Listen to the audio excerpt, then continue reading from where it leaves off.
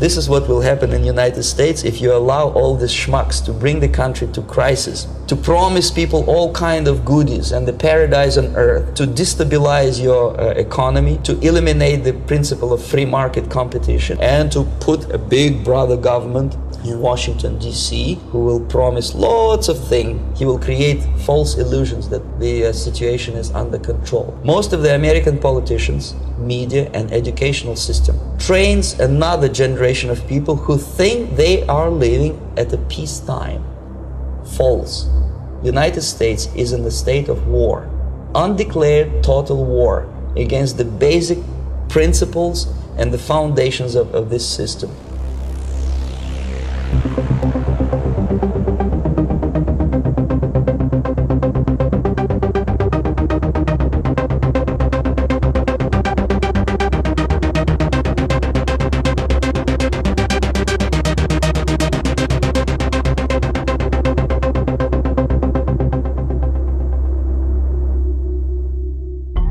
Mr. Bezmenov was born in 1939 in a suburb of Moscow.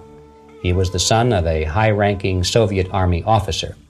He was educated in the elite schools inside the Soviet Union and became an expert in Indian culture and Indian languages.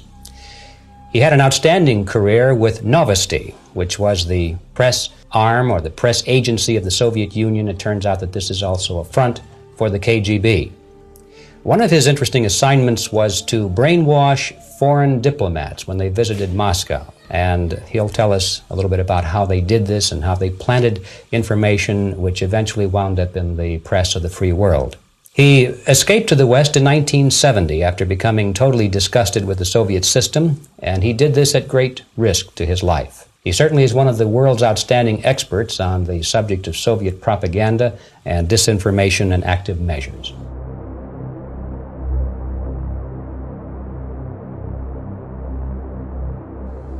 Ideological subversion is the process which is legitimate, overt, and open. You can see it with your own eyes. All you have to do, all American mass media has to do, is to unplug their bananas from their ears, open up their eyes, and they can see it. There is no mystery. There is nothing to do with espionage. The main emphasis of the KGB is not in the area of intelligence at all. According to my opinion and opinion of many defectors of my caliber, only about 15% of time, money, and manpower is spent on espionage as such. The other 85% is a slow process which we call either ideological subversion or active measures, активные мероприятия in the language of the KGB, or psychological warfare. What it basically means is to change the perception of reality of every American to such an extent that despite of the abundance of information, no one is able to come to sensible conclusions in the interests of defending themselves, their families, their community, and their country. It's a great brainwashing process which goes very slow, and it's divided in 4 basic stages.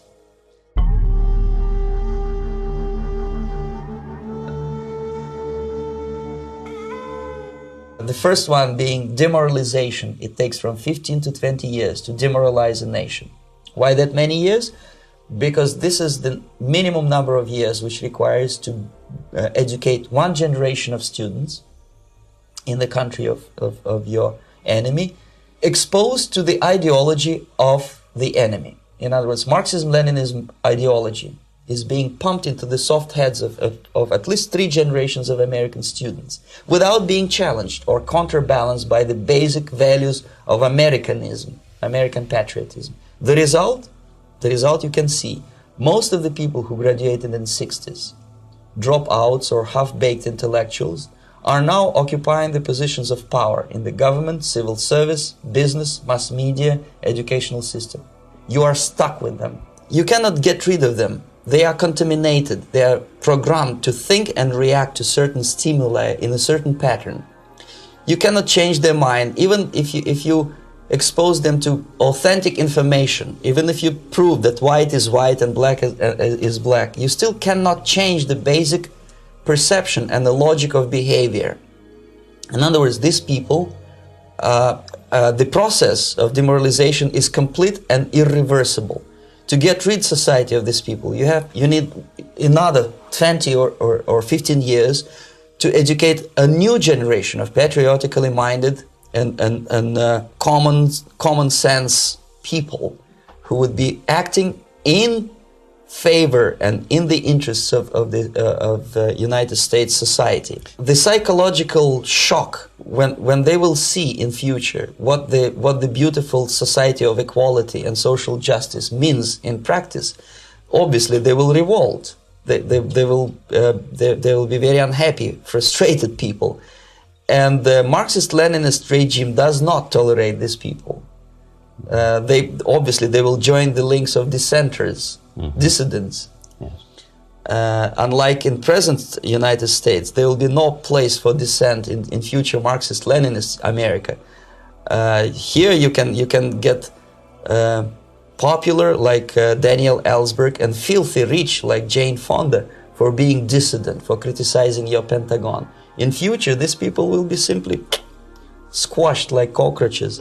Nobody is going to pay them nothing for their beautiful, noble ideas of equality. This they don't understand, and it will be the greatest shock for them, of course. The demoralization process in the United States is basically completed already. For the last 25 years. Actually, it's overfulfilled, because demoralization now reaches such areas where previously not even Comrade Andropov and all his experts would even dream of such a tremendous success. Most of it is done by Americans to Americans, thanks to lack of moral standards. As I mentioned before, exposure to true information does not matter anymore. A person who was demoralized is unable to assess true information. The facts tell nothing to him. Even if I shower him with information, with authentic proof, with documents, with pictures, even if I take him by force to the Soviet Union and show him concentration camp, he will refuse to believe it until he is going to receive a kick in his fat bottom. When a military boot crashes his balls, then he will understand, but not before that. That's the tragic of the situation of demoralization. So basically, America is stuck with demoralization, and unless, even if you start right now, here, this minute, you start educating new generation of Americans, it will still take you 15 to 20 years to turn the tide of ideological perception of reality back to normalcy and patriotism.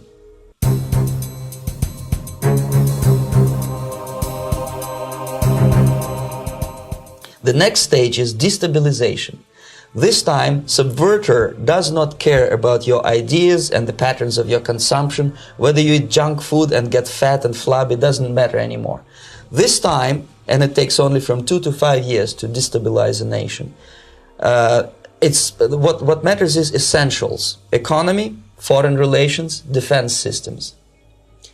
And you can see it quite clearly that in some areas, in such sensitive areas as defense and economy, the influence of Marxist-Leninist ideas in the United States is absolutely fantastic. I could never believe it 14 years ago when I landed in this part of the world that the process will go that fast.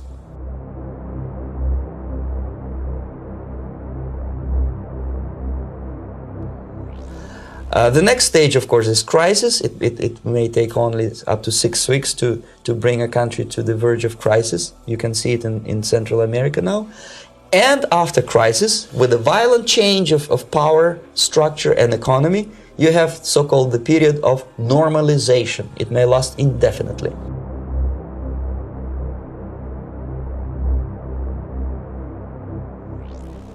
Normalization is a cynical expression borrowed from Soviet propaganda. When the Soviet tanks moved into Czechoslovakia in '68, Comrade Brezhnev said, "Now the situation in brotherly Czechoslovakia is normalized."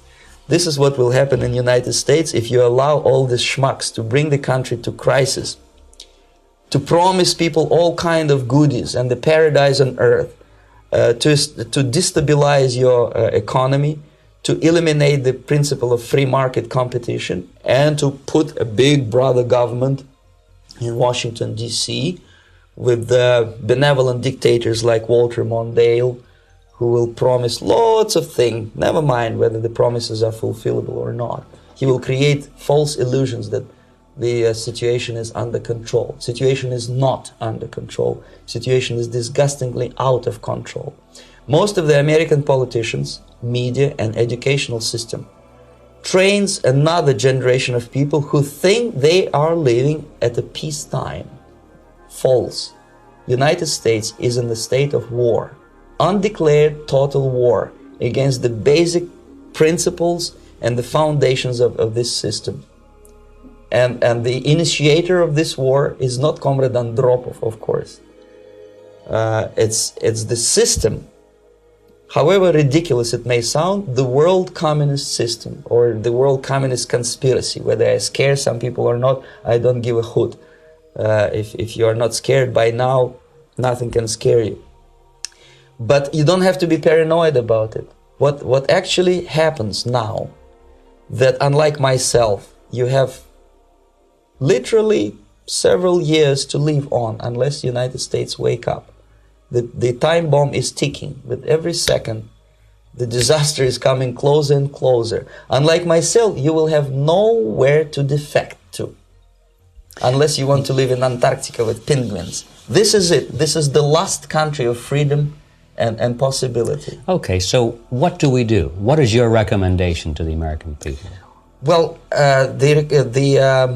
the immediate thing that comes to my mind is, of course, there must be a very strong national effort to educate people in the spirit of real patriotism, number one. Number two, to explain them the real danger of socialist, communist, whatever, welfare state, big brother government. If people will fail to grasp the impending danger of that development, nothing ever can help United States. You may kiss goodbye to your freedom, including freedoms to homosexuals, to prison inmate. All this freedom will vanish, evaporate in 5 seconds, including your precious lives. The second thing, the moment at least part of United States population is convinced that the danger is real, they have to force